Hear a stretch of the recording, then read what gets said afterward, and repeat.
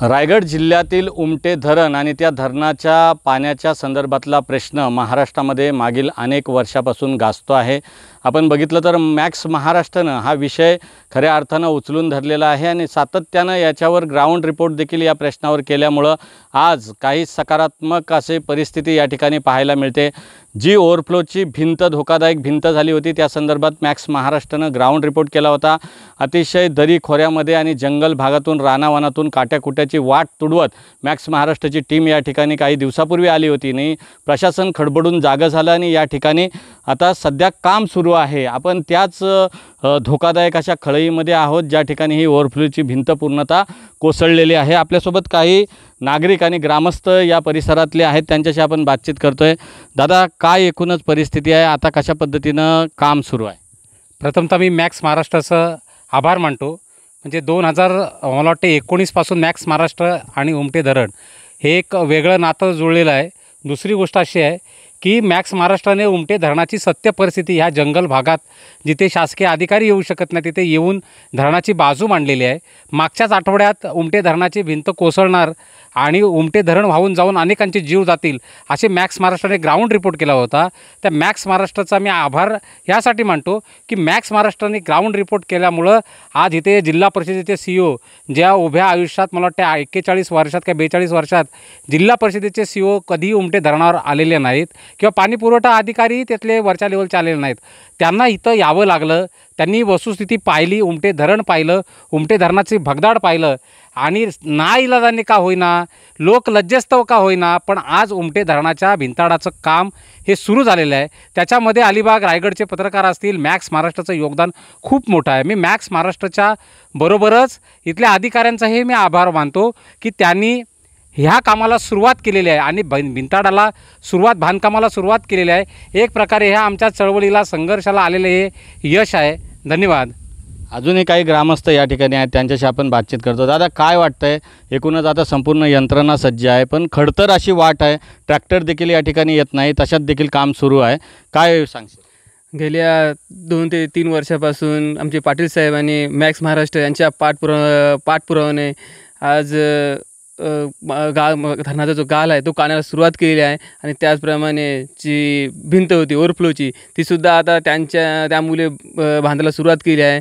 तर मी प्रथमतः यामुळे मॅक्स महाराष्ट्र यांनी एवढं 3 ते 4 वर्ष पाठपुरावा करून त्यांच्यामुळे आज आमच्या गोरगरिबांना पिण्यासाठी योग्य ते पाणी अनेक म्हणजे सर्व गावांना पाणी मिळेल।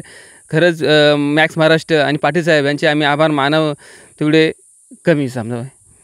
अजूनही काही ग्रामस्थ आहेत। दादा, काय नाव तुमचं? आता बघतोय आपण की या ठिकाणी काम सुरू आहे, संपूर्णतः अतिशय खडतर ह्याच्यातून प्रवासात करत इथं सर्व मटेरियल जे लागतं आहे ते आणतायत, काय सांगा? माझं नाव रवींद्र शेळके।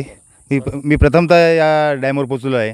आज अलिबाग तालुक्याचा विचार केला तर अलिबाग तालुक्यामध्ये एकमेव असा डॅम आहे की अलिबाग तालुक्यातील 48 गाव आणि 33 वाड्यांना या डॅममधून पाणी पुरवठा होतो। आज पाहिलं तर माझ्या मागेच या धरणाची ओव्हरफ्लो भिंत आहे। ओव्हरफ्लो भिंतीची जर कंडिशन पाहिली तर या भिंतीला खूप मोठा भगदाड पडलेला आहे आणि मागच्याच आठवड्यात मॅक्स महाराष्ट्र टीमनी या ठिकाणी व्हिजिट दिली होती, ही बातमी दाखवली होती आणि त्याच बातमीचा इम्पॅक्ट म्हणून आज या ठिकाणी काम चालू झालेलं आहे। त्याबद्दल मी मॅक्स महाराष्ट्राची टीम आणि रायगड जिल्हा परिषद CEO आणि इतर अधिकारी यांचा आभार मानतो। काही होईना, लोकांनी पाठपुरावा करून का होईना पण याचं काम चालू झालेलं आहे। आज जर ही भिंत तुटली असती तर या धरणाच्या समोर असणारे 3-4 जे गाव आहेत, रामराज, मोरोंडे, उमटे, ही गावं पूर्णपणे पाण्याखाली गेली असती आणि खूप मोठा धोका निर्माण झाला असता।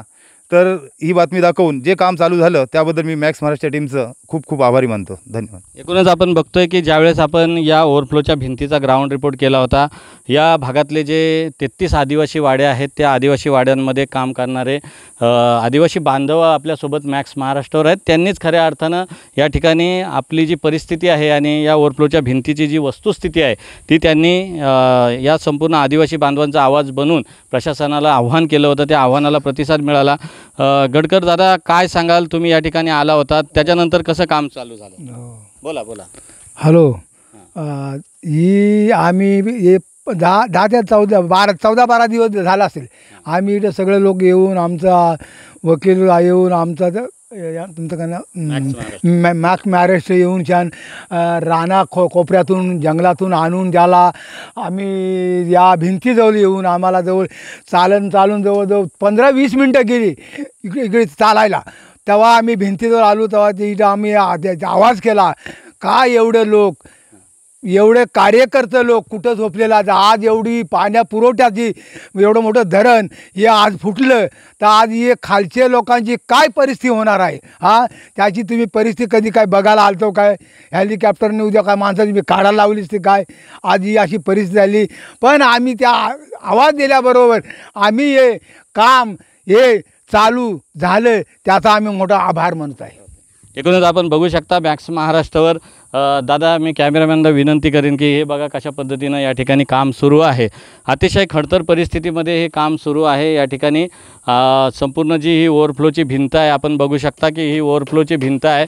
ते संपूर्ण मोठा असा पाईप या ठिकाणी लावलेला आहे आणि त्या पाईपमधून या ठिकाणी संपूर्णतः खडी असेल किंवा इतर जी डबर असेल ती आणून ही जी पोकळी निर्माण झालेली आहे, संपूर्णतः जे ही दरड या ठिकाणी पूर्णतः कोसळत आहे. या संपूर्ण या बांधाची भिंत जी या ठिकाणी पडत आहे त्याची डागडुजीचं काम या ठिकाणी होताना दिसतो आहे. मॅक्स महाराष्ट्राने या संदर्भामध्ये आपली भूमिका ग्राउंड रिपोर्टच्या माध्यमातून मांडली होती. ग्रामस्थांनी देखील या ठिकाणी या खळईमध्ये येऊन जीव धोक्यात घालून या ठिकाणी काय परिस्थिती आहे हे सरकारला आणि प्रशासनाच्या निदर्शनास आणून दिलं होतं.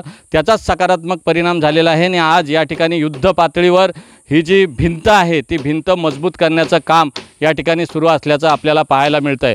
मॅक्स महाराष्ट्रासाठी धम्मशील सावंत, रायगड, कोकण.